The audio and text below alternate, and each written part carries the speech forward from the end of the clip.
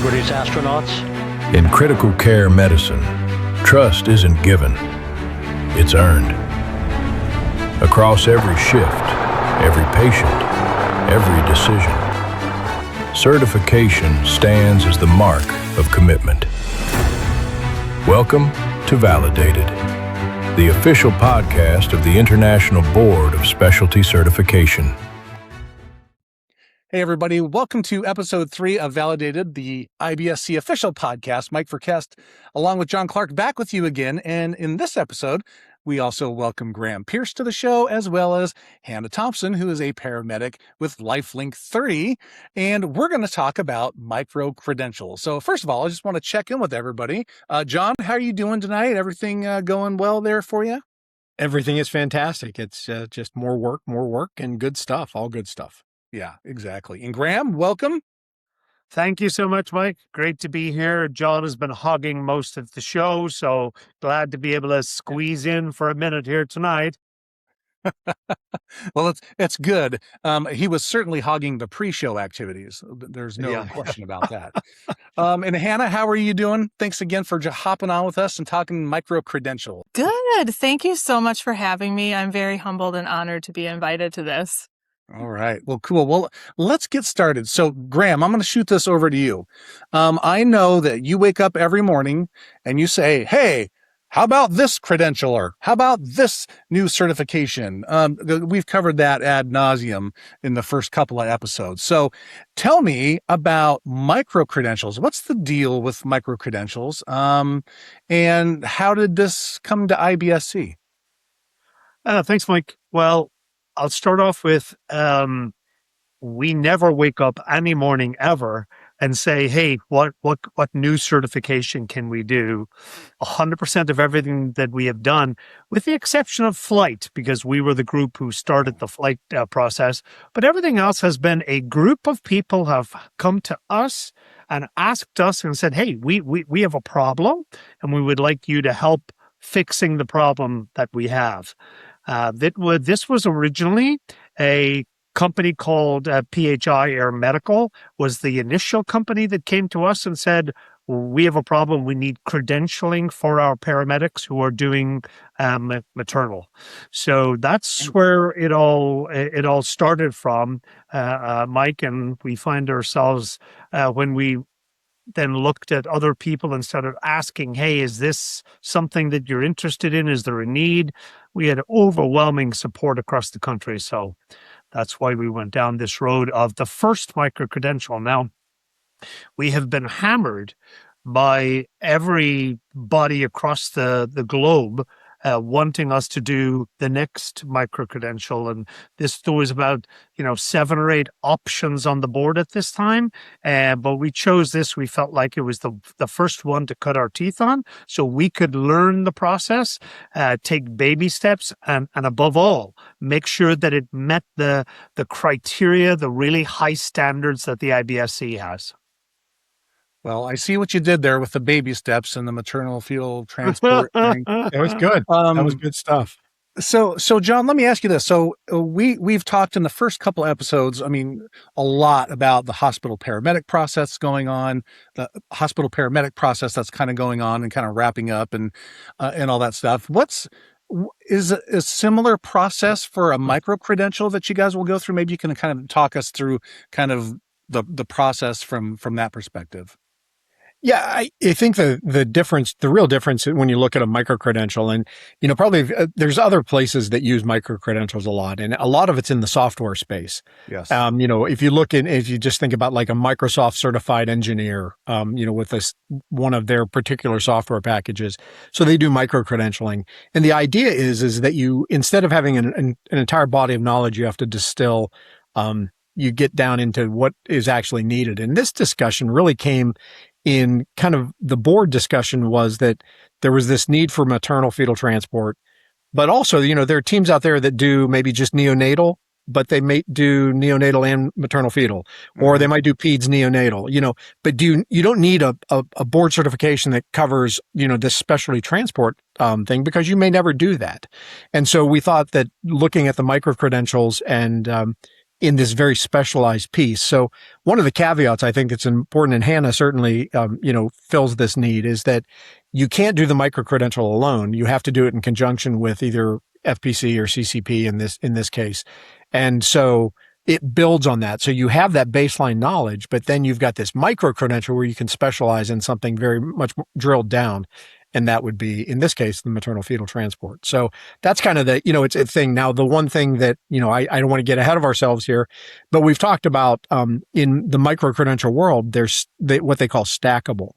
And so we might have a couple of micro-credentials that when you put them together, they become, a full credential. Maybe there's a special, and this is complete this is a hypothetical I'll spin out. But let's say that you wanted to have a board certification in specialty transport. And we decided that we're going to define specialty transport to be maternal-fetal, neonatal, and pediatric. So maybe you could do stackable credentials. And when you got all three, maybe that would convert into this, because now you would have a body of knowledge across, three very unique subspecialties of transport medicine. Interesting stuff. And I suppose if we kind of kick it over to Hanna, we talked a little bit about this before we hit the button, but how did you get involved in this? Because I understand you maybe saw a social media post and the IBSC was looking for folks, and that kind of caught your eye. Tell us a little bit about how that worked for you. Yeah. So I was just scrolling on Facebook one day, and IBSC came across my feed with this advertisement or a post about wanting to produce or create this micro-credential or a credential with maternal-fetal transport, and they were looking for members or clinicians to be part of this team to develop this. And I jumped on it right away. Maternal transport is something that I've become very passionate about ever since I started volunteering in Haiti. From flying down there, I have a very robust background in transport of very, very sick maternal patients, and bringing that back here and knowing that there has been an increase in maternal transports across the United States because of a larger OB desert, and knowing that there's definitely that need out there for this specialized credential. And I just jumped on it. I was like, I love this and I want to be part of it. Well, it sounds a lot, John, like kind of the process we've been talking about with hospital paramedics, right? So, can you talk a little bit more? I mean, so for hospital, for example, right? You sort of did a sort of, hey, who's interested in this? And then you bring them together. You do the job task analysis. You start looking at skills and things and going through your meeting, and then you develop the survey and you send that out. Is it a similar process, just a smaller scale, or what does it look like from that perspective? Yeah, that's exactly it. I mean, all of the IBSC exams are kind of built around the same structure. It's all psychometrically sound. I mean, the thing that we really need to ensure with this is that it's psychometrically sound, that it's legal, it's legally defensible, and it's a valid assessment of this subset. And so, we by putting a call out, what we really try to do with this, and the hospital paramedics the same way, the maternal fetal credential, we wanted to try to get people from regionally diverse, background diverse, platform diverse, experience diverse, that can then answer some of these questions. But the difference is that the exam is much shorter in number of questions, in the length that it takes to take the exam and stuff. But because it's building on skill sets that we expect everybody to already have as a FPC or a CCP. Yeah. All right. So we know, at least I feel, and you guys can validate me or not here on the Validated podcast. But when I went through EMT school, when I went through paramedic school, even to some extent, I mean, of course we do cover maternal fetal stuff and like review courses and things like that. But it's covering, I don't want to say the same old stuff, but there's sort of this baseline knowledge that everyone kind of needs to know. So I'm curious to hear from Hanna on this. Like, did you feel that way as well as a paramedic when you kind of got into the flight and critical care side? Like, and then you start seeing these patients and, hopefully you're building the Rolodex card for the next one you see. But I feel like this is an area where we're woefully unprepared sometimes. At least we feel that way. I think I remember going through paramedic school and there just really wasn't too much on OB. It was just like, if you get a Left lateral pregnant recumbent. patient, that's what? Left lateral recumbent. Oh, If you yeah, see the left cord, lateral don't let recumbents them and push. Yeah, the yeah, usual. put them on oxygen, start an IV, take them to the hospital, Yeah. that kind of thing. And, as I started to do more calls and work ground and I transported a few OB patients and I was absolutely terrified, not 100% knowing what to do. And, a lot of times continuing education is focused around airway and cardiology and things like that. And anything maternal care is so out there and rare. There's not much education on it for paramedics. And then getting into the critical care ground transport, you get called for these patients that are sick. They're hypertensive, they're preeclamptic, they have HELP syndrome. And it's like, what in the world? There's a lot of fear surrounding it because if something goes bad, it can go really bad and it affects two lives, not just one. You have the mom and the baby. So it just seems like there's so much, my perception is there's so much fear surrounding maternal patient transports. And just from what I know, there's been an increase in the last couple of years with maternal transports, which I had mentioned before with the increased OB desert. But LifeLink, I know, has seen in the last 2 years an 88% increase in their maternal transports. So creating a credential like this is very, very important. Just knowing that across the country there's an increase in maternal fetal transports and just the specialty care that they need, and just having that knowledge and that niche of not being afraid when you get to the bedside with these patients. And it's like having that more of that confidence and that validity that you have this extra knowledge and you'll be able to take care of these patients appropriately. Yeah. And I'm just curious, and John or Graham, I'm not sure if you have these numbers off the top of your head or not, but how do people typically do on sort of the OB side of the house with critical care or flight medic testing? Yeah. It's a great question. And interestingly, it came up in board discussion. And the number one domain, the weakest domain on the flight paramedic exam is, guess what? Maternal-Fetal. Okay. So now we're focused in, Mike, on addressing a very specific area that clearly we now have identified in the flight world for sure that we have a weakness in. So now you've got a flight paramedic who now on top of that studies and passes this credential, definitely making them a more well-rounded paramedic. I don't know, Hanna, whether it's true for you regarding, do you get paid extra for having this credential? No, I don't. And in all honesty, that doesn't matter to me because I want to make sure that I'm taking care of the patients that I serve, and they deserve nothing less than excellence. And so that's, why I wanted to do this. Yeah. I know that PHI, for example, they pay the clinician extra when they have this credential. And even though I wish the entire world was filled with paramedics like Hanna. And we're all, because we woke up each day, we want to do the right thing for our patient, right? Yeah. But at the end of the day, I'm also here to support paramedicine across the world. And if that means getting better recognition and better pay, I'm good with that too. Yeah, absolutely. I think one of the things that the credential does too is level the playing field. I know that, having worked in peds and neo transport programs for years, that on the maternal fetal side, especially, oftentimes, depending on where you're working, and this is very different from what the Arizona and New Mexico experience has been for PHI, but that a lot of times the nurse practitioner, the OB/RN comes off of the floor with very limited transport experience. And, they get into a private ambulance or they get into a fire department ambulance that the hospital contracts with. And and you get somebody that, has no real expertise, if you're not in a dedicated transport team. And I think this is a great opportunity to level that playing field so that people know what they're getting. You're comparing apples to apples. And, Yeah. it's easy to say, I have the IBSC maternal-fetal micro-credential. Then the expectation is I know a baseline of taking care of patients. So it's a great opportunity to level that playing field if you're in one of those kind of scenarios.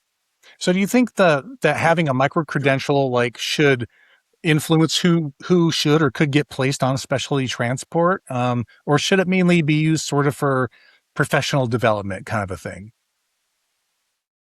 Wow, Graham, I know you That's a you have good an opinion question. about that. Want to Mm. share?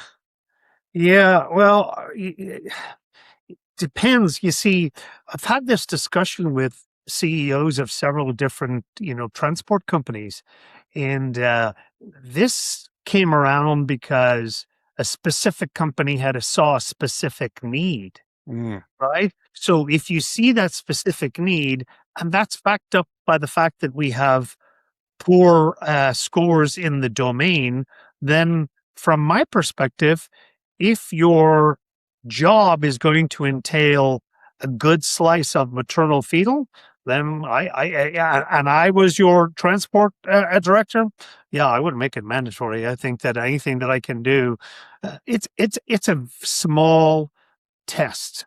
This is not a mass. It is a difficult test, but that's not unlike every other test that IBSC has. But if this is going to be your world, and like Hanna says, the most important thing to her is that she's going to make a difference with her patient. Yeah. Well, we know from talking to the people who have taken this credential, it absolutely has made a difference in their patient care. Yeah. And if I slipped on my lawyer hat for just a second, I mean, I think this is, again, one of the things about any of the credentialing, and I'm speaking across the board, whether it's, ABEMS for the docs, if we're talking about BCEN or ENAs or AACN, whatever, is that at least from a legally defensible perspective, if I'm involved in litigation and I can say, well, my team has this third party validation recognition from, in this subject matter, that looks good on defending your clinical practice, because you're right. You do have specialized knowledge that you've validated. So I think that's incredibly important. Are there any risks of not moving into focused micro-credentialing, as healthcare teams become more kind of specialized and things like that? I mean, I guess to break that question down is this a natural evolution? Did you guys see this coming, or was it just kind of this industry kind of chirping back at you, wanting something like this? Yeah. Listen, I think it seems to be trending this way. We're still working through this. We're only, 6 months into this first micro-credential. Yeah. So, give us some time and we'll have a better analysis for you. Sure. But I'll give you some examples, Mike. We're getting inquiries because now more and more fire departments and ground ambulance are doing blood administration, right? It's a big thing. We know it's a life-saving thing, but blood administration is also a serious, undertaking for paramedics. So they're looking for a micro-credential in blood administration. And if I'm, the director of Colorado or California or wherever it is that I'm the EMS director of, and I've got somebody coming to me and say, hey, I want our guys to do this, and here's the training program, but hey, we're going to have them validated through the IBSC micro-credential system, and then I think that's a perfect, world. We have a European, a country in Europe, I should say, who's currently interested in us doing doing one on 12 lead EKG, specifics of 12 lead EKG. People are looking at doing one for ultrasound. The list seems to, it grows every single day. So I think it's definitely going to be part of our future. and I'll show my age of, how long I've been a paramedic, which is probably longer than Hannah's been alive. But anyway, I also don't want to go back. I remember the days I was a Maryland EMT at one time, and underneath my EMT patch, I had a rocker that said EOA, and I had a rocker that said MAST. And now no one even knows what an EOA is. But, that essentially, 40 years ago was micro-credentialing that, at a state level. But I think the things that, Graham's speaking to are incredibly complex. And you look at, especially with the growth of ultrasound and how affordable it's become, you're seeing paramedics that, are probably using ultrasound without really fully understanding what it is that they're seeing or how they're doing it. And Graham, it kind of speaks back to, remember when we first started the flight paramedic, about one of the questions in the survey was about ventilator use. But then we also said, what kind of ventilator do you use? Well, a lot of the people that said, I use a ventilator, we're using an oxygen-powered breathing device, not a ventilator at all. So, I mean, where does that credentialing come in? And I think that's is there a need for a ventilation credential? I don't know. I mean, that's what every paramedic does now, but that's on a vent. That's a Hamilton, not an auto vent 3000. Wasn't that what they were called back in the day? Back in the day when all you had was tidal volume rate, and the FiO2 was either 50% or 100%. There you go. Yeah. You just had that little orange box. Oh. So, I mean, I guess, how, as clearly these are going to become more of a thing, just like we've seen on the tech side. We're seeing it all through healthcare. How do we ensure that these things just don't get watered down over time? I know we're 6 months into our very first one, right? So I'm not trying to get ahead of myself, but I can see as more of these start coming, it's just like, just like you said, John, whole shoulder full of stuff. So what do we do to sort of put guardrails around these so they're meaningful and it's just not, I just went and spent a weekend and took 6 of these things or whatever. I don't know. Maybe that's not a bad thing. I don't know. Yeah, well, I love the part that you're getting independent third-party validation of education that has taken place, right?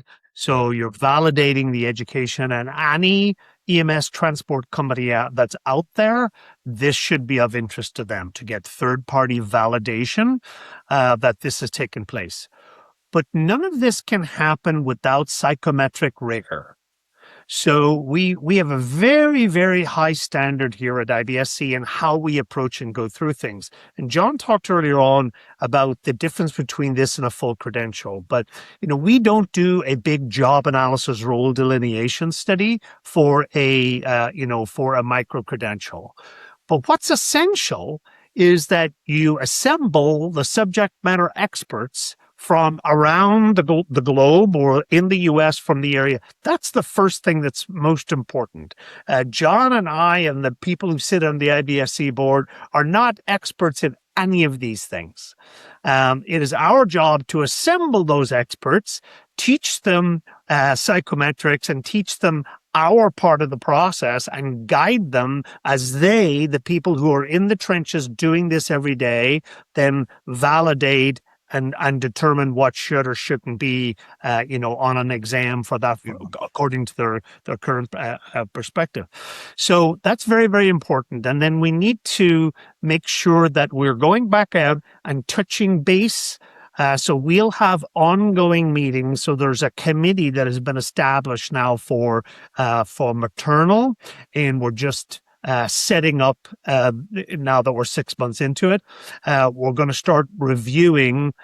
Here's what the test currently looks like. Here's what the questions are. Here's what the pass rates are in each questions. Here's what all of the different validity scoring on each question is. So that's the most important part moving forward. And, we never chase a number. We don't wake up in the middle of the night and go, 80%. That's what it should be. That should be the passing score. We have a rigorous Angoff cut score, study that we do to determine those things. But then we need to go back and constantly look at the product that we're putting out there to the public and making sure that it is 100% valid 100% of the time. And that means you got to go back and tweak it, and you got to put out new versions of the exam on a regular basis.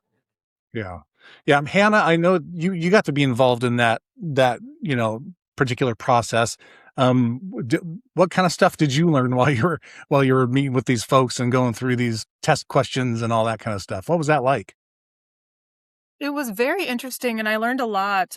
Going into this, I did not know what the process was for creating an examination or a credential at all. And being part of the process of just first going through each of the different domains that should be covered, and then what should be listed under each domain, and then actually having to do a little bit of training on how to do item writing and the difference between like the type of questions that were going to be asked, and then doing the item writing. And then after that, we would meet and we would go through each individual question, and we would give it like a numerical score on, Mm. how, like 1 being the lowest, 10 being the highest, like the percentage of people that would possibly answer that question correctly, Mm. or they should know that question, or they know that information. So that whole process to me was new, and it was a huge learning experience, and it was very enjoyable. Uh, I'm a nerd. I enjoyed it. I thought it was a wonderful process, and it was very robust and very rigorous at the same time. So I can definitely, sitting here, say that, this isn't something that just, oh, we're going to do this and we just make up some questions and send it out there. This took months of work with a team putting this together. I Yeah. think you'll find that true, Mike, of that's why we so encourage our paramedics in the field who are doing this to come in and be a part of this process just at least one time. Yeah. They'll find, I think 100% of the people would express it exactly how eloquently Hanna just talked about it. It's people really, they're amazed. They have no idea. People have no concept the amount and depth that we have to go through to produce a psychometrically valid exam, and they really enjoy the process when they get into it. As you were saying that, it made me think back to the days where, dispatch is hammering me with 50 calls a day, and I'm so mad at the dispatchers, right? And then I went and sat along with the dispatchers, and I went, okay, I get that now. That's the sort of what that reminds me of. Yeah, 100%. All right, so how are we going to know that this microcredential has made a difference for the patients that are out there? And I'll let, John, if you want to speak to this, and then we'll just maybe can go around the horn. But how are we going to know, or when are we going to know? One thing that I think that is unique to this certification, and we're seeing it a little differently, but when we look at the eligibility requirements, we've talked a lot about it being a paramedic level thing, but Yeah. the reality is, because of the specialization of teams, if you look at the eligibility requirements for this, it could be paramedics, it could be RNs, it could be mid-levels, it could be respiratory therapists, it could be physicians that have eligibility as long as they are working on a team, have expertise, and there's a reason for them to take this exam. So I think that'll be really interesting when we talk about how what kind of difference it makes in the industry, is because it is a standard. There are some nursing credentials that are out there. Certainly there's nothing really in the physician world specific to this. I mean, other than being a board certified obstetrician. But Right. so from the transport perspective, I think, so we'll see it across all the different specialties that are the different providers. And that's why I think it'll be interesting to see. I think there's a great opportunity then for teams to kind of, level skills and have a much more organized approach to hiring and who's makes it onto a team and what that does for the patient. So it's not just that one provider making a difference. I think now it's going to be a much more unified approach to this. So I think, how do we measure? And I think it'll be over time to look at how teams adopt it, what their individual feedback is, and then looking at some of the national organizations that will end up putting into their best practices or into their recommendations, like CAMES, like AWAN, places like that have the ability to provide some credentialing or some credentialing guidance. John, I think you bring up a really good point, and I'd forgotten that this is the first credential we have where it's not just a paramedic credential. It's for paramedics and nurses and physicians, anybody doing this transport. So, and interesting. I see on my email threads when people, are registering for exams. And what's interesting anecdotally right now is that there's a lot of people in the Middle East that are registering and signing up for this exam, and I don't know why. None of those things, but to John's point is that the reason we exist is because we believe that producing an exam, a board certification exam of a really high quality, really stretches our clinicians to learn more, to be better clinicians. And with that, we're taking it that if you're a better clinician, you'll have better outcomes. Now, I wish we had a barcode to go along with all of that we could track it all the way through. Maybe Right. with AI in the future, we will. We know that we've looked at things like, Mike, like the study they did in the Afghanistan war early in it with regular, Army medics versus our flight paramedics and critical care trained paramedics. And they stopped that study, a short term into it because the outcome was so dramatically different in favor of the patient, right? So, but that's at the end of the day, that's where it has to be. So from my perspective, I spend a lot of time talking to medical directors, and when I meet medical directors and clinicians who are doing the job, that's one of the most the number one question I want to ask them is like, has this really impacted your care? How has it impacted your care? Have you saved an extra life because you were, brought into this environment and you were stretched to study at this level? And I've yet to find a paramedic out there that says, no, I'm worse off because of taking this exam. Right. Yeah, and I'll Yep. throw that. I was going to say I'll throw that to Hannah because I can see in your background that you have no less than 1, 2, 3, 4 plus the micro. Is that right? Am I seeing those right? Yes. Mm-hmm. So I know that's pretty good. I'm working on my third, so just cut me a little slack. I'll catch up to you. But I'm just curious, anecdotally, like I love a good story. Has there been a moment since you've got this micro credential and you've had that call and you're like, I may have otherwise not have recognized or known or had an intuition about something if you hadn't have done it? Yes, definitely for sure. It's definitely pushed me to be a better clinician when it comes to the maternal-fetal realm.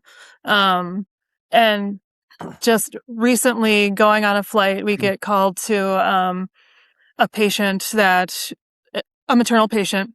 That's all that I really can say, of course. Yeah, of course. I looked at my partner and I was like, "Hey, how are you doing? Are you nervous?"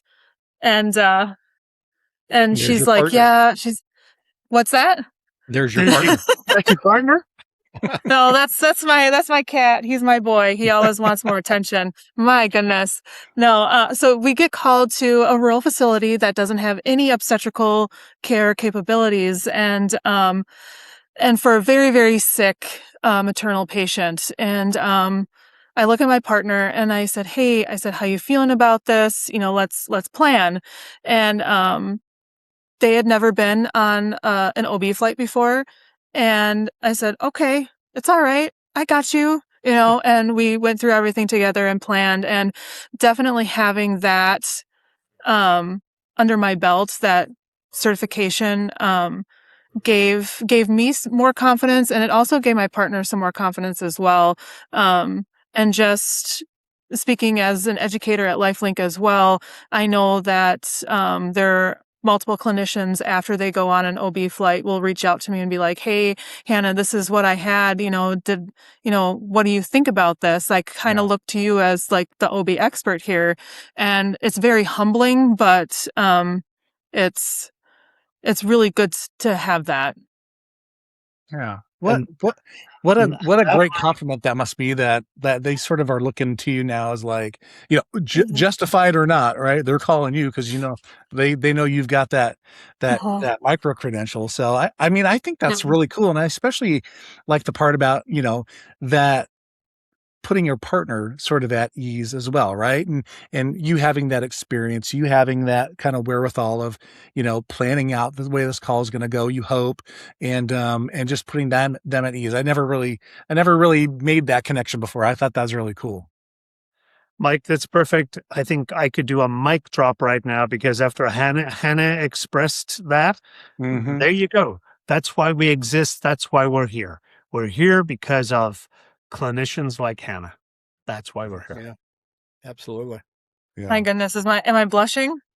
Just a little, but that's Thank okay. you guys. I think they're saying that's our cue, that if we just keep talking, we're just going to ruin it all. So Yeah, exactly. maybe we should get on out of here. All right. Well, hey, listen, thanks for stepping in and joining us for episode 3 here, talking about maternal-fetal transport, micro-credential through the IBSC. John Clark, if someone wants to learn more about this, where can they go and find out? It's the same answer every time. It's help@ibsc.org. But That's right. reach out through the website, or give a call. But, and now it's so easy with everything being online. Test delivery, instead of having to go to brick and mortar, you can do it at home. It is really good. And just, for a little bit of prep, it's unlike some of the other ones. It's a 50 item graded exam. There's 15 unscored items on there. So it's 65 items. We give you 90 minutes. It's plenty of time, but I think it's acceptance. And the other thing, just to throw out there, and Hanna, you're great for the, as being the poster child for some of this. I'm always excited when I go to a presentation or something, and on their title slide, it says, all of the credentials after all the credentials. name. It really gives, then you kind of know where they come from. And so, it'll be exciting to start seeing the maternal-fetal micro-credential come up in signature lines and on title slides when they're at presentation. So I applaud your work, Hanna. Fantastic. Yeah. Well, thank you. But it's not just me. We had a Lifeline clinician that took the beta exam and she passed it, and so very proud of her, and being part, like the first 8, I think, in the world to have the certification. Posted a big shout out on the company intranet for her, and just extremely proud. And knowing that there's others, like in my company anyway, that want to get this, to knowing that they're going on more obstetrical transports and wanting to provide better care for their patients. All right, cool. Well, on behalf of Graham Pierce, John Clark, and Hanna Thompson, Mike Verkest, you've been listening to episode 3 of the Validated Podcast. We will see you on the next episode. You guys all take care.